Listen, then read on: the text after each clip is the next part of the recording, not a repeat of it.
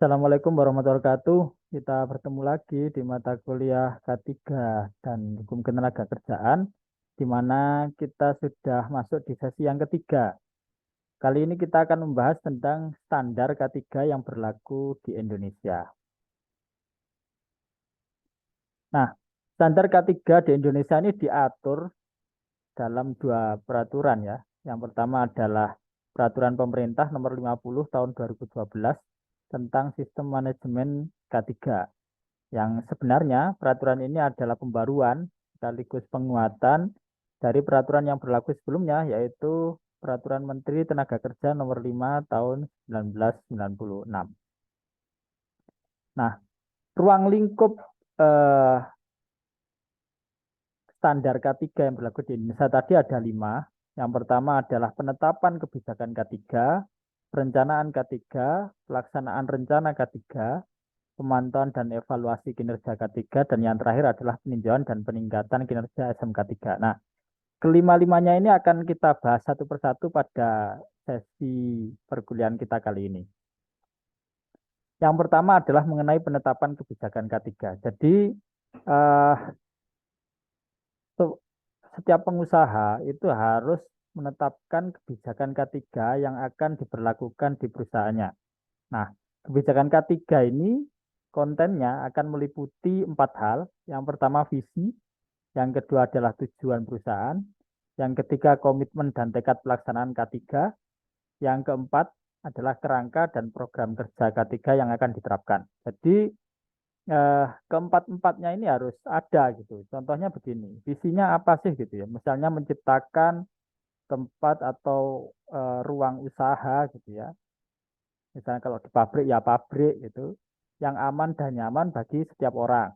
Ya, terus tujuannya apa? Pertama, bisa menciptakan tempat yang aman, keamanan yang terjamin, terus tempat yang nyaman dalam melakukan pekerjaan, terus menjamin keselamatan dari setiap pihak yang ada di lingkungan kerja dan sebagainya. Itu termasuk tujuan-tujuan yang ingin dicapai. Nah, komitmen dan tekad pelaksanaan ini maksudnya target yang ingin dicapai gitu. Misalnya secara realnya lah, misalnya, oh komitmennya adalah menciptakan zero accident misalnya.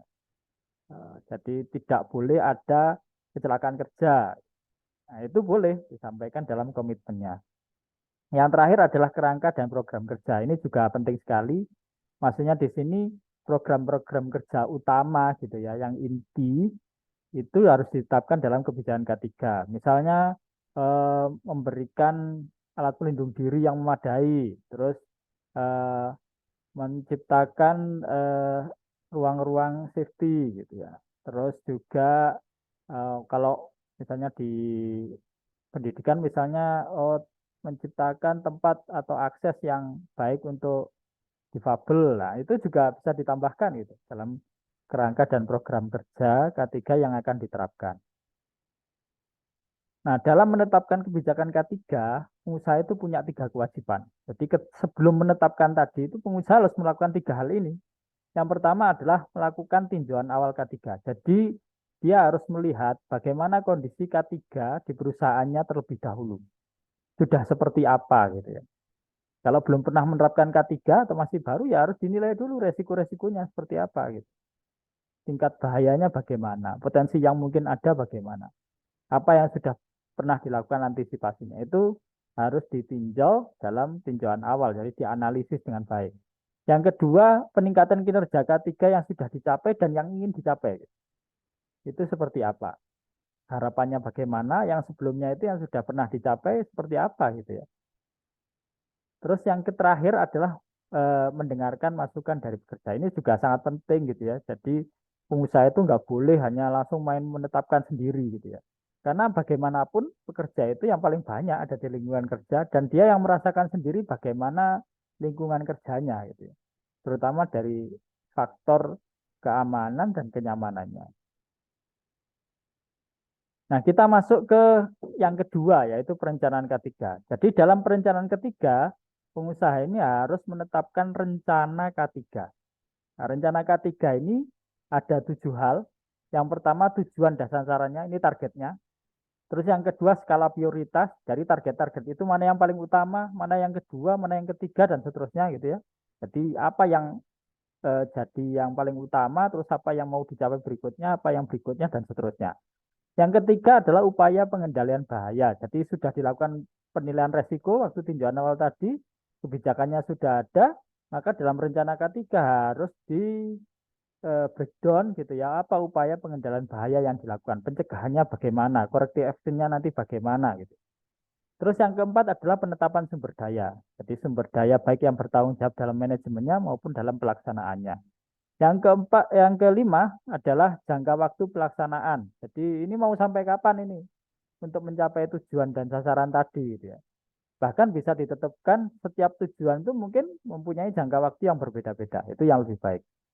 Yang keenam adalah indikator pencapaian. Jadi dari tujuan dan sasaran tadi harus dijelaskan yang dikatakan tercapai 100% itu yang bagaimana indikatornya gitu. Kalau sebagian bagaimana dan seterusnya gitu. Agar nanti bisa secara real dinilai atau dievaluasi gitu ya.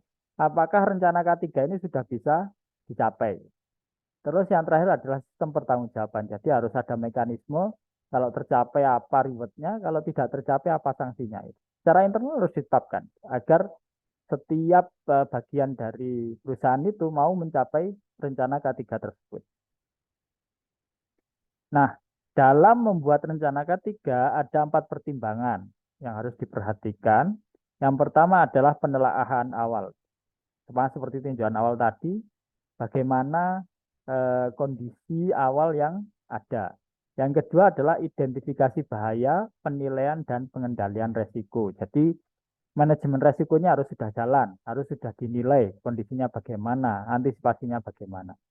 Terus yang ketiga adalah peraturan perundang-undangan yang berlaku, baik peraturan yang berlaku di tingkat nasional, tingkat lokal seperti Perda dan sebagainya, dan juga peraturan perusahaan itu sendiri.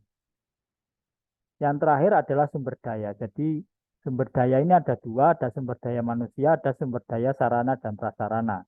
Nah, jadi fasilitas dan infrastrukturnya itu juga harus dijadikan pertimbangan. Jadi nggak boleh mulu-mulu juga dalam menyusun rencana.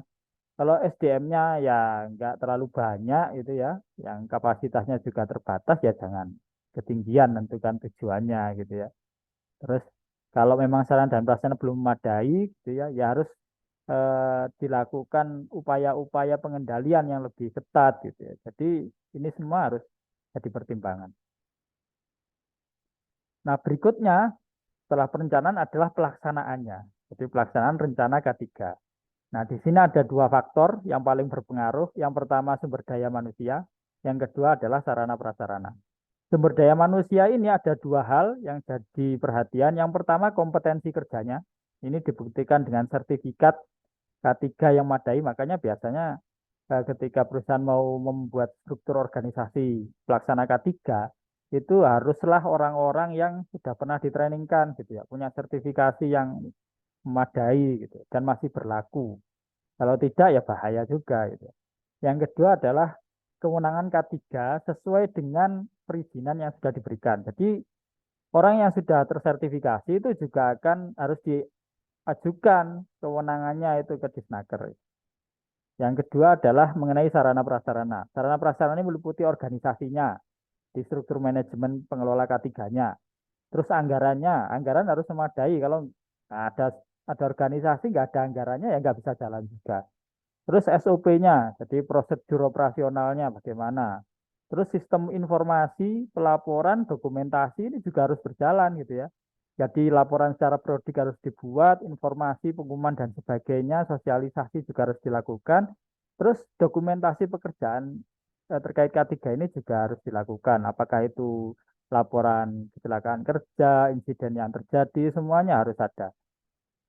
Dan yang terakhir adalah instruksi kerja. Jadi instruksi kerja ini ujung tombaknya ya. Jadi ketika membuat instruksi kerja haruslah sesuai dengan pertimbangan-pertimbangan K3 yang dilakukan. Sehingga orang ketika melakukan kerjaannya itu sesuai dengan instruksi kerja, dia terjamin keamanan dan keselamatannya. Nah, pelaksanaan rencana K3 ini eh, secara umum ada 8 bagian, di mana 6 yang pertama itu haruslah mengacu pada identifikasi dan identifikasi bahaya, penilaian dan pengendalian resiko yang sudah dilakukan, yaitu tindakan pengendalian, perancangan dan rekayasa, prosedur dan instruksi kerja, penyerahan sebagian pekerjaan, ini subkon maksudnya ya, terus pengadaan barang dan jasa, dan pembuatan produk akhirnya. Ini semua dalam kerangka pertimbangan identifikasi bahaya, penilaian dan pengendalian resiko yang sudah dilakukan. Yang dua lagi, yaitu upaya menghadapi keadaan darurat dan rencana pemulihan keadaan darurat, ini harus berdasarkan analisis dan potensi kecelakaan kerja yang mungkin terjadi. Yang keempat adalah pemantauan dan evaluasi kinerja K3. Nah, di sini ada kegiatan utamanya, yaitu pemeriksaan, pengujian, pengukuran, dan audit internal. Nah, kalau pemeriksaan, pengujian, dan pengukuran itu biasanya kita lakukan day by day gitu ya, jadi harian. Tapi audit internal ini biasanya dalam jangka waktu yang agak panjang, misalnya entah bulanan atau mungkin 1 tahun 3 kali, 4 kali gitu ya. Itu harus dilakukan. Nah, itu bagian dari pengawasan atau pemantauan dan evaluasi kinerja K3 di perusahaan tersebut. Dalam melakukan audit internal ini haruslah dilakukan oleh orang-orang yang sudah terlatih gitu ya. Orang yang tahu, sadar potensi resiko, nanti rekomendasi perbaikannya bagaimana. Jadi nggak bisa kita asal menugaskan orang yang nggak ngerti K3 sama sekali gitu, tidak paham bagaimana melakukan audit audit dengan baik. Untuk melakukan audit internal ya itu fatal sekali karena hasilnya tidak akan sesuai. Nah, kalau misalnya perusahaan itu punya keterbatasan dalam SDM untuk melakukan audit internal karena SDM-nya mungkin tidak ada yang memadai gitu, atau jumlahnya sangat sedikit, maka bisa dilakukan audit internal ini dilakukan oleh pihak luar. Jadi kita lakukan audit eksternal namanya jadinya gitu ya. Nah, jadi kita ambil dari pihak luar, dari perusahaan lain atau konsultan tertentu untuk melakukan audit terhadap kinerja K3 di perusahaan tersebut. Nah, apa pentingnya pemantauan dan evaluasi kinerja ini adalah tindak lanjutnya gitu ya. Jadi dengan adanya pemantauan dan evaluasi kinerja diharapkan perusahaan tahu kekurangan-kekurangannya dalam pelaksanaan K3, capaian-capaiannya seperti apa. Nah, jika ada yang dirasa kurang gitu, maka dilakukan tindak lanjut yaitu tindakan perbaikan yang perlu dilakukan. Nah, yang terakhir adalah peninjauan dan peningkatan kinerja K3. Nah, di sini item yang harus ditinjau itu ada 5, yaitu kebijakannya, terus rencananya, pelaksanaan rencana tadi, terus hasil pemantauan dan hasil evaluasinya. Di kelima-limanya harus dilakukan peninjauan. Peninjauan ini minimal 1 tahun sekali. Tapi lebih dari itu ya tentu lebih baik. Misalnya 1 semester sekali itu tentu lebih baik. Nah, biasanya peninjauan ini tentu berdasarkan hasil audit juga gitu ya.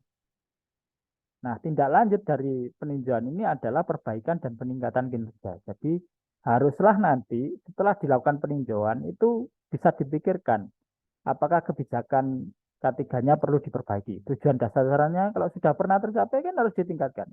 Kalau belum tercapai, apa yang perlu dilakukan agar itu tercapai?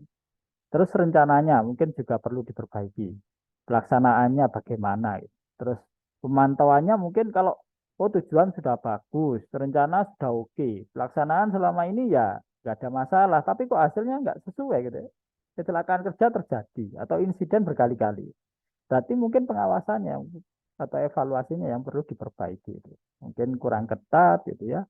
Banyak karyawan yang seenaknya sendiri, tidak melaksanakan instruksi kerja dengan baik, itu berarti pengawasan atau evaluasinya harus ditingkatkan. Nah, itulah bagian dari standar K3 yang berlaku di Indonesia gitu ya. Ruang lingkupnya itu harus dijalankan semuanya, nggak boleh dipilah-pilah gitu. Jadi semuanya harus bisa dijalankan dengan sebaik mungkin. Nah, itulah materi kita di perkuliahan di sesi ketiga kali ini. Semoga bermanfaat. Sampai ketemu di sesi berikutnya. Wassalamualaikum warahmatullahi wabarakatuh.